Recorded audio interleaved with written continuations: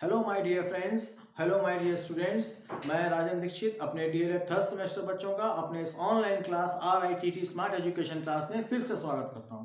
चलिए, हम लोगों ने जो अपना लास्ट वीडियो जो था हमारा वो था, हम लोगों ने नया चैप्टर शुरू किया था साइंस। हमारा विषय था साइंस और चैप्टर का नाम था दाब तथा वैज्ञानिक यंत्र, यानी कि pressure and science equipment, scientific equipments, instruments.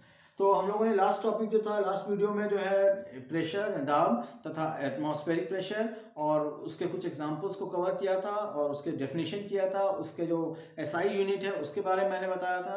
तो आज का जो हमारा इस वीडियो है, उस वीडियो में हम लोग 2 पॉइंट्स को कवर करेंगे। वो है स्थान के सापेक्ष में वायु दाब किस प्रकार बदलता है। ये जो हमारा टॉपिक है ये है, तो इसको हम करेंगे। तो ये आपका, इसको हम ऐसे जान सकते हैं कि समुद्र तल पर वायुमंडल का जो दाब होता है, समुद्र तल पर, ध्यान से सुनिएगा, समुद्र तल पर वायुमंडल का दाब 76 सेंटीमीटर, पारे के 76 सेंटीमीटर ऊंचे स्तंभ के दाब के बराबर होता है। ठीक है, यानी समुद्र तल पर वायुमंडल के वायुमंडल का जो दाब होता है वो पारे के 76 सेंटीमीटर ऊंचे स्तंभ के दाब के बराबर होता है। इसका मान, इसको आप नोट कर लीजिएगा, ये 1 नंबर क्वेश्चन में आता है, जो मैं बता रहा हूं, वेरी इंपॉर्टेंट है ये।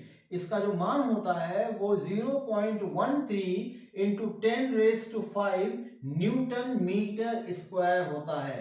ठीक है, तो आपको 1 नंबर क्वेश्चन में ऐसे ही पूछ सकता है कि समुद्र तल से जो है प्रमाणिक वायु दाब कितना होता है, प्रमाणिक, तो ये उसका प्रमाणिक मान है।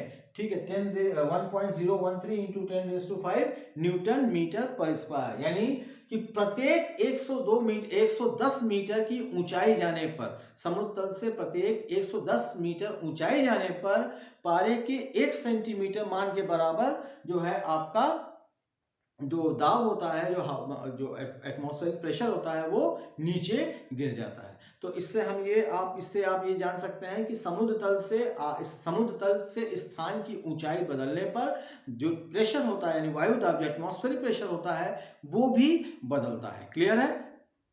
आप इसका एक एग्जाम्पल जैसे दे रहे हैं, जैसे कि एग्जाम्पल जैसे मैंने दे दिया कि नैनीताल जो है, नैनीताल समुद्र तल से 1800 मीटर की ऊंचाई पर है, लेकिन वहां का जो हवा का जो दाब है, यानी एटमॉस्फेरिक प्रेशर है, वो पारे के 60 सेंटीमीटर दाब के बराबर है। तो अतः हम ये कह सकते हैं कि जो आपका स्थान के सापेक्ष में वायु दाब बदलता रहता है। अगर हम किसी स्थान का जो है वायु दाब ज्ञात कर लें, तो उसकी सहायता से हम समुद्र तल से वहां के उस स्थान की जो है ऊंचाई को ज्ञात कर सकते हैं। मतलब वहां के जो है उस जो आपका जो डिस्टेंस है समुद्र तल से और उस स्थान का, तो उसको हम फाइंड कर सकते हैं। ठीक है, तो आपको ये पॉइंट क्लियर हो गया होगा। नेक्स्ट हमारा पॉइंट है वायु दाब के उपयोग। वायु दाब के उपयोग मैंने लास्ट में बताया था कि जैसे हमारे पास कई उदाहरण है, हैंड पंप है, जल पंप है, हैंड पंप हो गया, फिर आपका साइकिल पंप हो गया, फुटबॉल पंप हो गया, ये सब क्या है। तो ये सब कैसे वायु दाब के कारण काम कैसे करता है, देखिए ये बहुत सिंपल सा है। हैंड पंप का इस्तेमाल हम लोग सभी लोग करते हैं। जैसे मान लें कि मेरा ये हैंड पंप है, ये मैं एक हैंड पंप बना दे रहा हूँ, डमी डायग्राम मैं एक बना दे रहा हूँ, डमी डायग्राम। ये हैंड पंप है आपका। ठीक है, मान लिया ये नली होती है उसके अंदर, और इसके अंदर ये पिस्टन होता है, ये लगा रहता है, ये आपका हैंडल है। ठीक है, तो होता ये है कि जब हम हैंडल को ऊपर उठाते हैं, जब आप हैंडल को ऊपर उठाएंगे तो होगा क्या कि यहाँ पे पिस्टन होता है। ठीक, और एक वॉल्व, यहाँ 2 वॉल्व होते हैं, एक नली का वॉल्व होता है, एक पिस्टन का वॉल्व होता है। इसको हम मान लिखते हैं V1 और ये हो गया V2। तो जब आपने हैंडल को ऊंचा किया, जब आप हैंडल ऊपर की ओर गया, तो हुआ क्या, पिस्टन नीचे आया।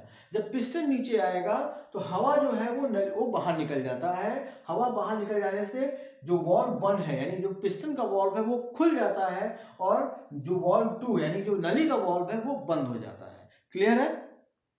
ठीक ठीक, अब ये हो गया जब हम हैंडल को ऊपर ले गए।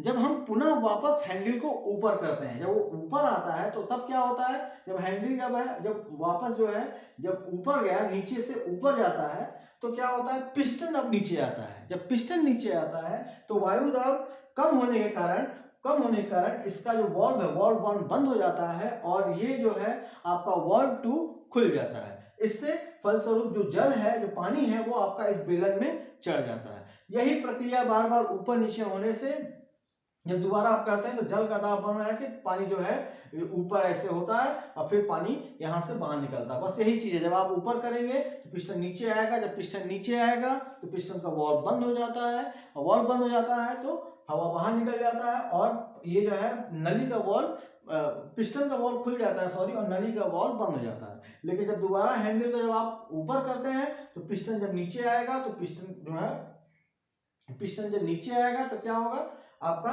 ये जो है वॉल्व खुल जाता है और वो बंद हो जाता है। क्लियर है?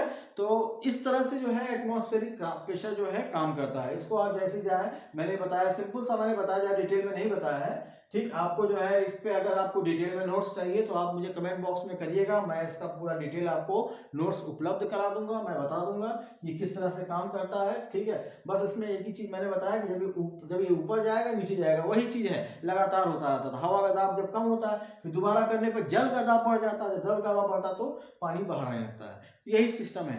तो इस तरह से वायु दाब काम करता है। मेरे ख्याल से आपको ये समझ में आ गया होगा। नहीं आया होगा तो कमेंट बॉक्स में आप आके मुझसे कमेंट करें, मुझसे पूछें, मैं इसका डिटेल इन्फॉर्मेशन आपको और दे दूंगा, मैं आपको नोट्स बना के भी उपलब्ध करा दूंगा आपके रिक्वायरमेंट के हिसाब से।